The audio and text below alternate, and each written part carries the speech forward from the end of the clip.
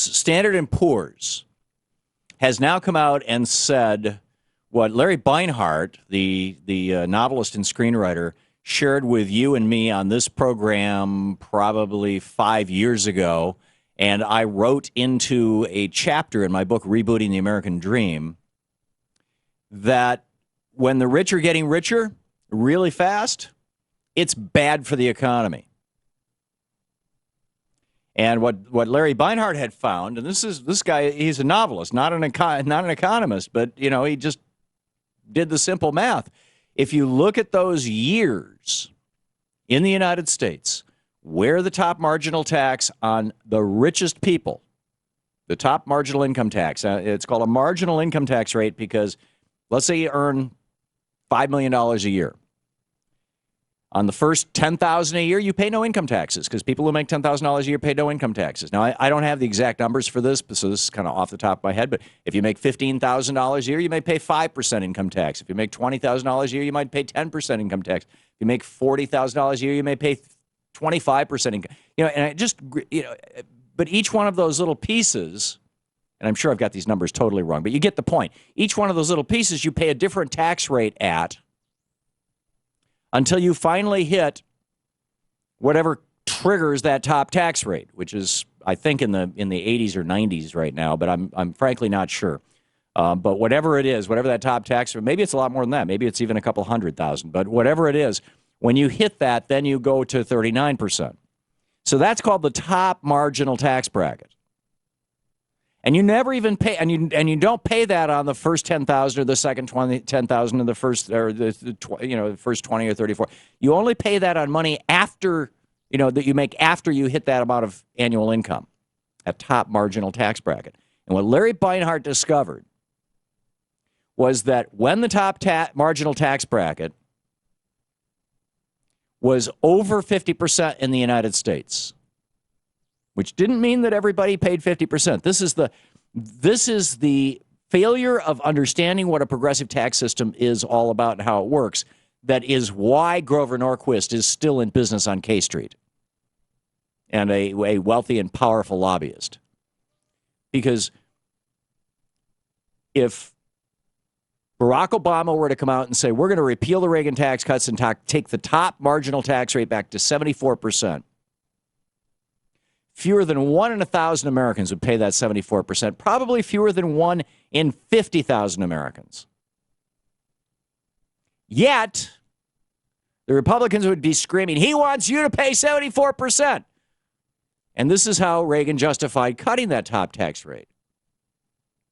So, anyway, say that again? 406,000 is how much you've got to make before you hit 39%? Wow, that's a lot of money.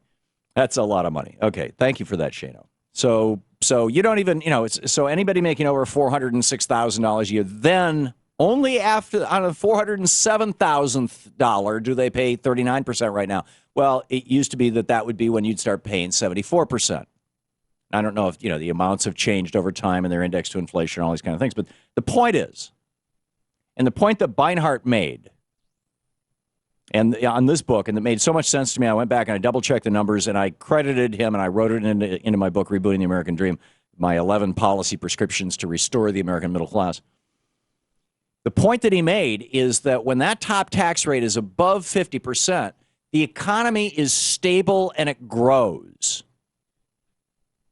And we saw this literally from 1935 until 1986.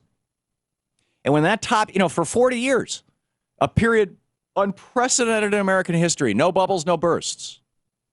Why? Because after somebody's made $400,000, the top tax rate was 74%. At that point, they're saying, I'm not going to take more money out in taxable income. And back, before Reagan, there weren't these huge loopholes like, you can pay yourself with dividends and we'll only tax those at 20%. You could do it, but it was really, really hard to do. Very few people did it, except the very, very rich. And they would use actually much more sophisticated methods than that. But the point is that because money was dear, Well, first of all, that was back in the day when CEOs only made 30 times what the average employee makes.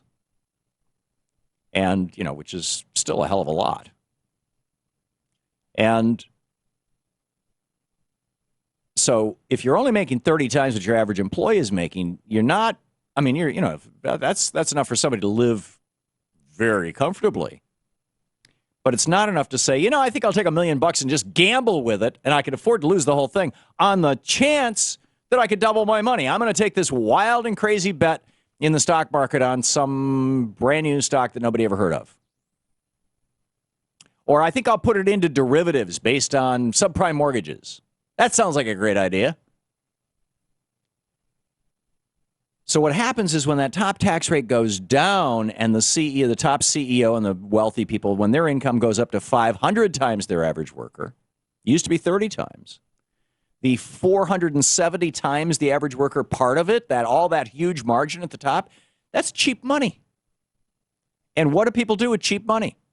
I mean, what do you do when you go to Las Vegas with the first $10? I mean, for most people, $10 is cheap money. It's not a lot of money. So, yeah, hey, I'll give myself a budget today. I mean, literally, this is what I do. I'll give myself a budget today of $10 at the tables, or $20 at the blackjack table or on the slot machines. And then when that's gone, that's gone. And I just consider it entertainment. That was 15 or 20 or 30 minutes. It's a fairly expensive way of entertainment. But my mom used to love to do this. And my dad, they had a casino in Michigan that had nickel slots.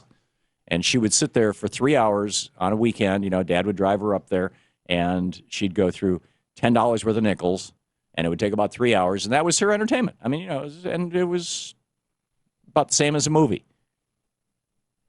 But then you say, okay, that's it. But when your top tax rate is so low that you just got money coming in like, out of a fire hose, you got to find a place to put that money. And that's why the stock market is in a bubble right now. It's why the bond market is in a bubble right now. You never see the two going up together. Look at the Dow, look at the TLT, look at any of the bond funds. They've all been going. I mean, we've got a hiccup today. I mean, right now the Dow is down 71 points, but it's the summer doldrums. The stock market typically goes. I think we're in this bubble.